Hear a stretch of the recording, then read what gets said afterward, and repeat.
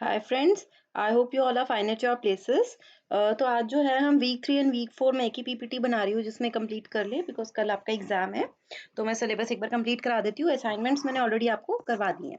देखो इसमें जो फर्स्ट आपका स्टोरी आती है वीक 3 में वो है story between scholar and tea cup. तो इसके अंदर क्या होता है कि एक स्कॉलर होता है। उसका मेन जॉब क्या होता है कि वो न्यू थिंग्स को लर्न करे, न्यू स्किल्स को लर्न करे और लैंग्वेजेस को लर्न करे। बट उसकी एक प्रॉब्लम है कि अब वो कुछ न्यू लर्न नहीं कर पा रहे हैं। तो अब क्योंकि उसका प्रोफेशन ऐसा है, वो स्कॉलर है, तो उसको नई चीज़ें तो लर्न करनी पड़ेंगी। तो ये उसके लिए अब एक बहुत ऑब्स्टैकल बन चुका है बड़ा, क्योंकि वो और पढ़ नहीं पा रहा है और इस वजह से वो थोड़ा गुस्से में भी रहने लग गया है, एनॉय रहने लग गया है, क्योंकि कोई भी न्यू थिंग, कोई न्यू स्किल, कोई न्यू लैंग्वेज तो वो नहीं कर पा रहा है। अब उसने अपने फ्रेंड से काउंसलिंग करी और उन्होंने बोला कि तुम एक ज़ेन मास्टर है, तुम उससे मिलो, जो एक्चुअली ऐसा लगता है कि उनको सब कुछ पता है। It seems to know it all, मतलब उनको सब चीज़ों की नॉलेज है, तो ही विल टेल यू कि तुम नई चीज़ें क्यों लर्न नहीं कर पा रहे हो। ठीक है? तो वो उन ज़ेन मास्टर के पास जाता है एंड वहाँ पे एक टी कप पड़ा होता है, एक टेबल के ऊपर, और एक लवली कारपेट होता है उसके अंडरनीथ होता है, ठीक है? और उसके बाद क्या होता है, ज़ेन मास्टर को वो अपनी प्रॉब्लम बताता है, तो ज़ेन मास्टर उसको ये बोलते हैं कि तुम इस टी जो टी है, उसको इस कप में पोर करना शुरू करो और जब तक मैं तुम्हें मना नहीं करता, तब तक तुम रुकोगे नहीं। पोर मतलब डालना शुरू करो, वो टी उस कप में आपको डालनी है और तब तक नहीं रुकना जब तक मैं आपको बोलता नहीं हूँ। तो उसने डालना शुरू कर दिया, पोर करना शुरू कर दिया एंड जैसे ही वो एंड पे आया, ब्रिम पे आया उस कप के, तो उसको लगा कि शायद ज़ेन मास्टर उसको रोक देगा, लेकिन उन्होंने नहीं रोका। अब क्योंकि उन्होंने नहीं रोका, तो अब वो जो टी थी, वो सारी स्पिल करना शुरू हो गई, मतलब गिरना शुरू हो गई अराउंड द टेबल और टेबल मेस अप हो गया। उसके बाद क्या हुआ, जो वो कारपेट था उस टेबल के नीचे, वो भी गंदा होना शुरू हो गया। ठीक है? तो स्कॉलर थोड़ा-सा अपसेट हो चुका था। फिर जब ज़ेन मास्टर ने उसको देखा तो उन्होंने उसको रोक दिया। तो स्कॉलर ने बोला कि मैंने आपका कारपेट जो है वो गंदा कर दिया है, टेबल भी स्पॉइल कर दिया है। तो ज़ेन मास्टर बोलते हैं कोई बात नहीं, वो चीज़ मैनेज हो जाएगी। लेकिन अब वो उससे पूछते हैं कि जो मैं तुमसे क्वेश्चन पूछूँ तुम मुझे उसका आंसर दो।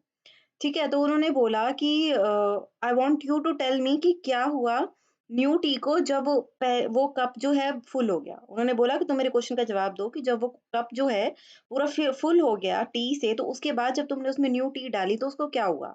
तो स्कॉलर ने सोचा और उसने बोला कि वो सारी जो नई टी थी वो उसके अराउंड स्पिल अराउंड हो गई, मतलब वो उस कप में नहीं गई। तो उसने बोला कि अगर तुम न्यू टी उसमें डालना चाहते हो, वो जो गिरी है, तो तुमको क्या करना पड़ेगा?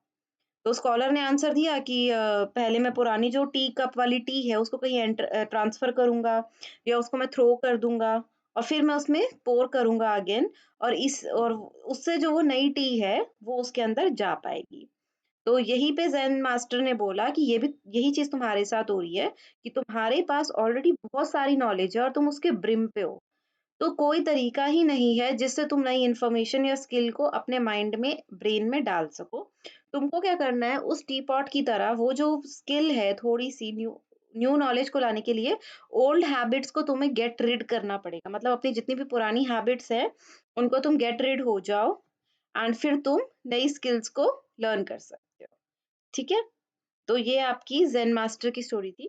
उसके बाद फिर आपके लेक्चर की स्टोरी आई थी। तो लेक्चर की अगर हम स्टोरी पे देखें तो यहाँ पे हमारी 2 स्टेजेज़ हैं। First was we got into the shoes of customer.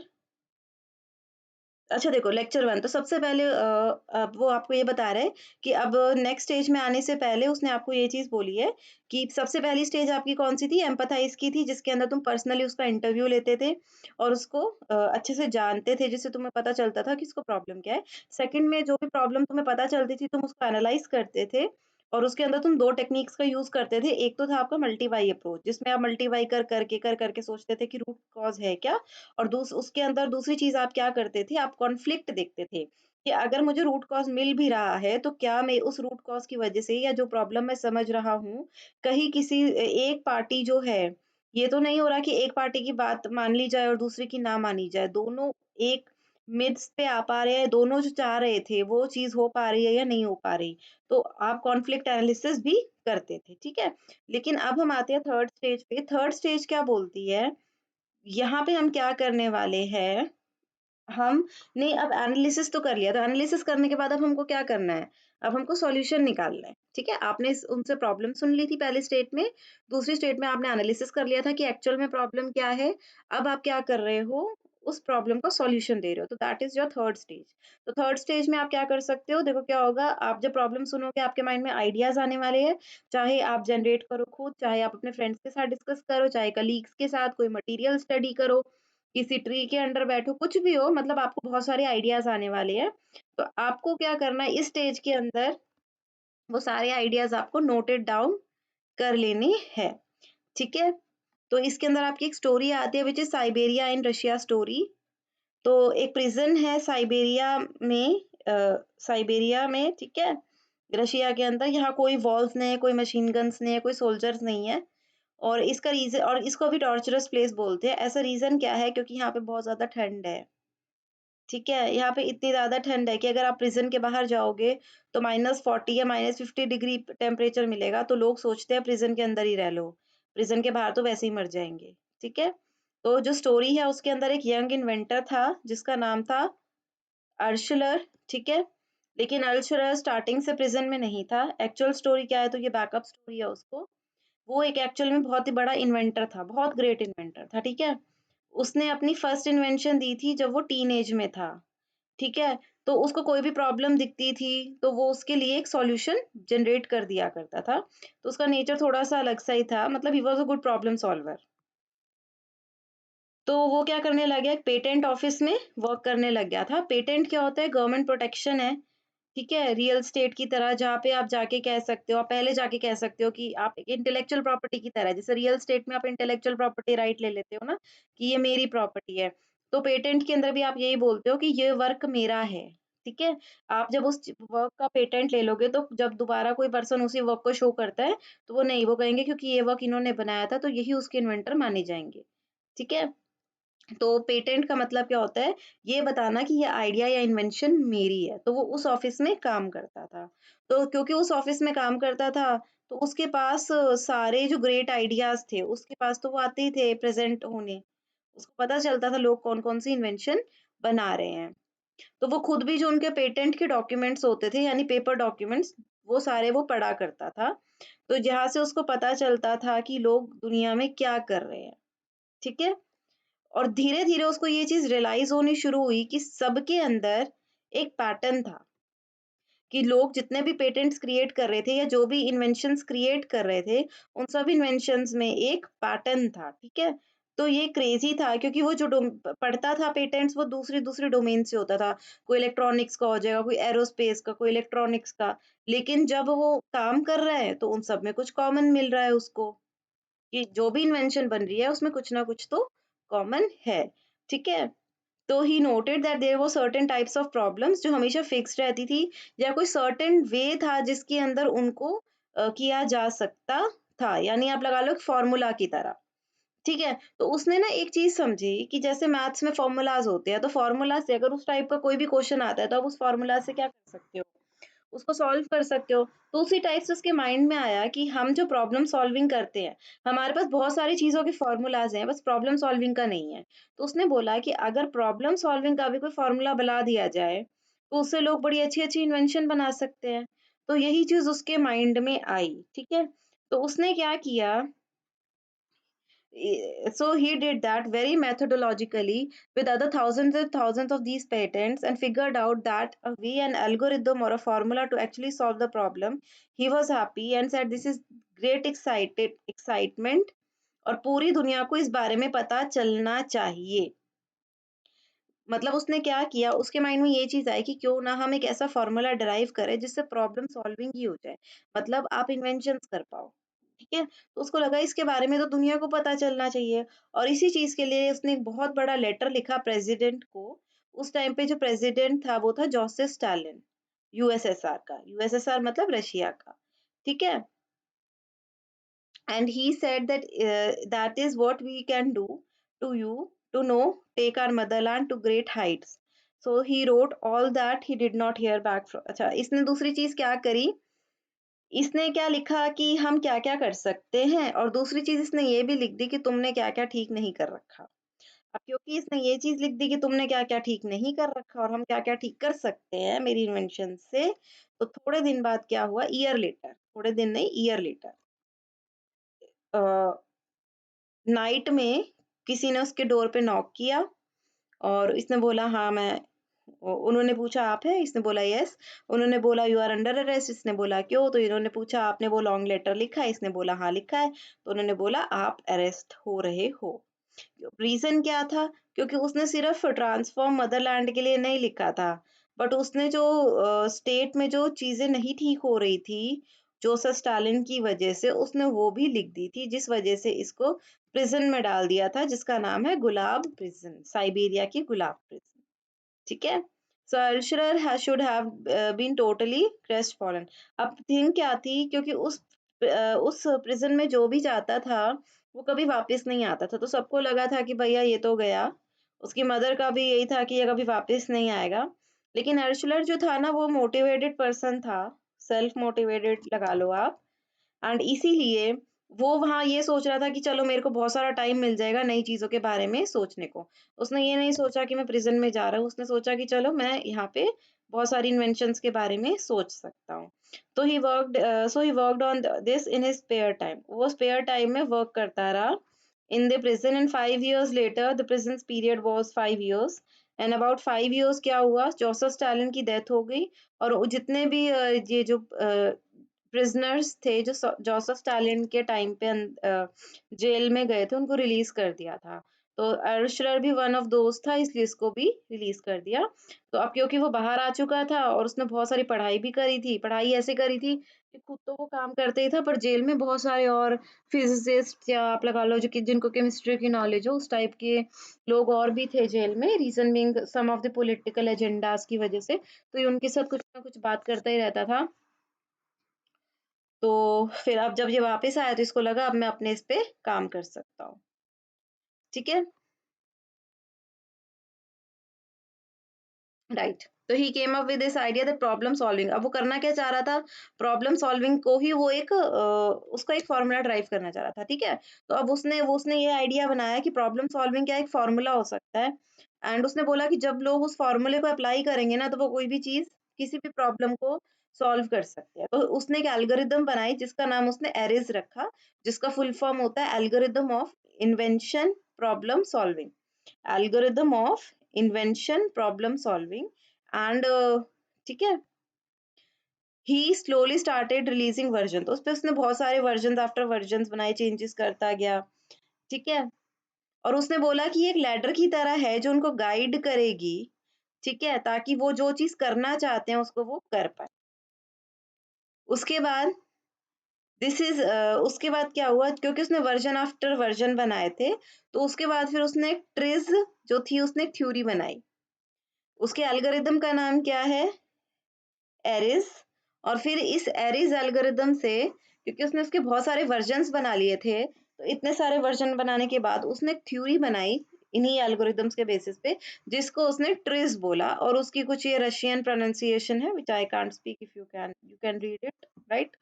और इसमें से उसने क्या किया, एक थ्योरी बना ली थी। तो ही एक्चुअली जनरेटेड, उसने एक थ्योरी बनाई थी जिससे आप क्या कर सकते थे, जैसे कि ह्यूमन माइंड कैसे वर्क करता है, क्रिएटिव स्किल कैसे वर्क करती है। ठीक है।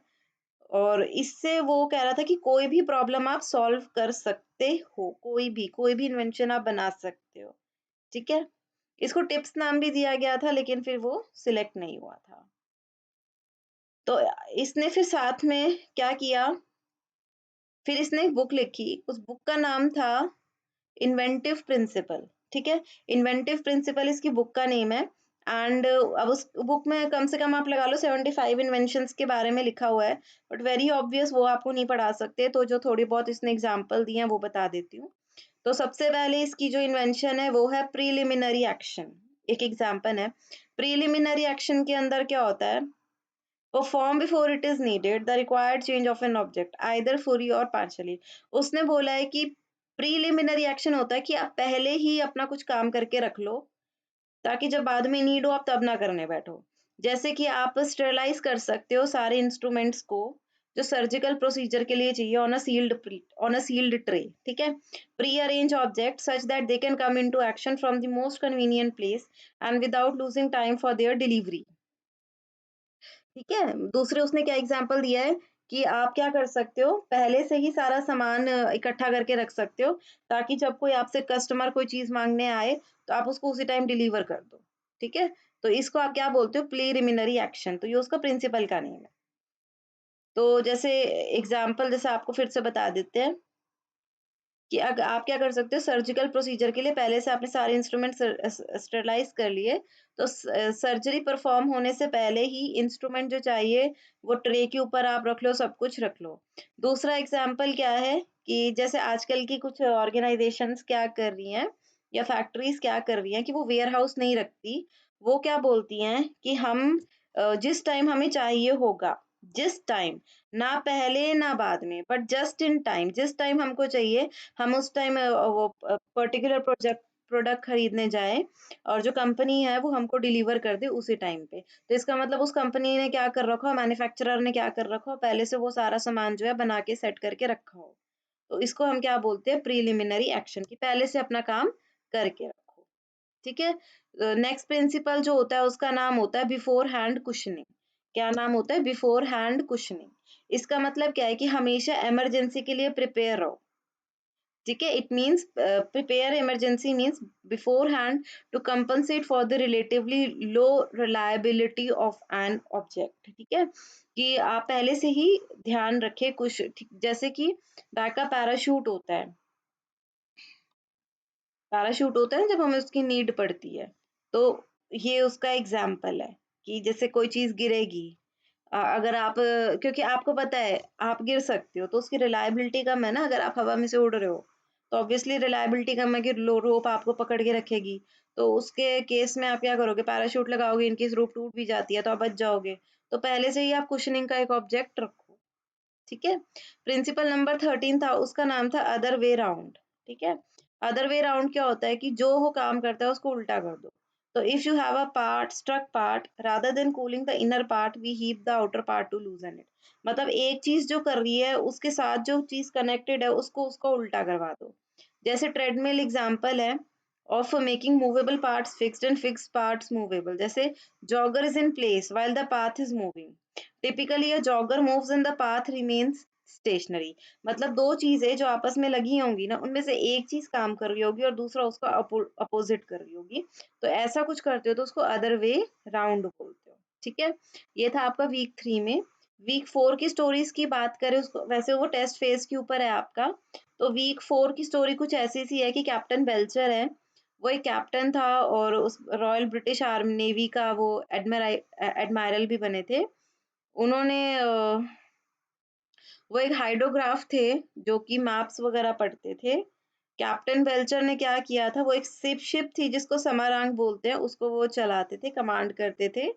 और ये जापानीज सिटी थी इंडोनेशिया में।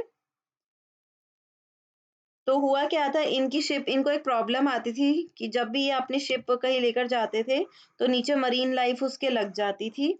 तो ये चाहते, और उससे स्पीड जो थी शिप की स्लो हो जाती थी। तो सर हम्फ्री डेवी ने थे एक, उन्होंने एक सॉल्यूशन दिया था। उन्होंने कहा था कि एक काम करिए, आप नीचे का जो कॉपर है ना, एक्चुअली प्रॉब्लम क्या थी, शिप्स के नीचे कॉपर होता था। कॉपर से आयंस रिलीज होते थे और उन आयन से क्या होता था, मरीन लाइफ जो थी आपकी ग्रो कर जाती थी। जैसे मैंने आपको कॉन्फ्लिक्ट ऑफ इंटरेस्ट बता देती हूँ कि अगर नीचे शिप के आयरन लगा होता था और उससे क्या होता था, मरीन लाइफ की ग्रोथ हो जाती थी जिससे फिर स्पीड स्लो हो जाती थी। ठीक है, तो सर हम्फ्री डेफी ने बोला कि ठीक है भैया, तुम क्या करो, उस आयरन के ऊपर एक मिनट। हम्म, तो सर हम्फ्री डेफी ने बोला था कि तुम एक काम करो, आयरन की जगह उसके नीचे ना कॉपर लगा लो। ठीक है, तो कॉपर लगाओगे, कॉपर ऐसे कोई आयरन रिलीज नहीं करता, जिससे मरीन लाइफ तो स्टिक नहीं करेगी। तो क्या होगा, कोई मरीन लाइफ तो नहीं आएगी, लेकिन क्या होगा, प्रॉब्लम क्या थी, कॉपर जो था करोड हो जाता था जल्दी, तो उससे कॉपर बार बार रिप्लेस करना पड़ता था। ठीक है, तो ये कॉन्फ्लिक्ट ऑफ इंटरेस्ट की सिचुएशन आ रही थी। क्या हो रहा था कि एक शिप थी। ठीक है, अब उसमें दो चीजें थी, नॉर्मली शिप में क्या करते थे कि हम आयरन लगा देते थे और ठीक है? उसमें आयरन लगा देते थे, तो उससे होता क्या था कि मरीन लाइफ़ आने लग गई थी। मरीन लाइफ़ से ना उसकी स्पीड स्लो हो रही थी और उसने बोला था कि चलो उसको हटा के तुम नीचे कॉपर लगा दो।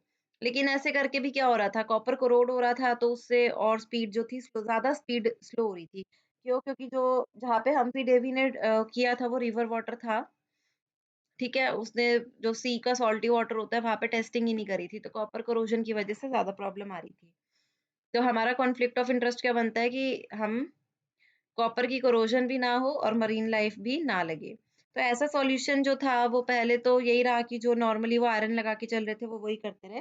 लेकिन बाद में थाउज़ेंड्स ऑफ इयर्स बाद मतलब hundreds and thousands of years बाद उन्होंने फाइनली क्या डिसाइड किया था, स्टील पाइप्स यूज़ की थी एज़ अ सॉल्यूशन, ठीक है? पूरा मैकेनिज़्म उनका क्रिएट हुआ था। इससे क्या हुआ था कि बाद में ये प्रॉब्लम हट गई थी, मरीन लाइफ की भी और स्पीड की। मतलब मरीन लाइफ भी आपकी स्टिक नहीं होती थी, डिड नॉट स्टिक, और जो आपका ये था करोजन जो थी वो भी नहीं होती थी, ठीक है? इसके अंदर आपका मेनली यही फेज़ आता है।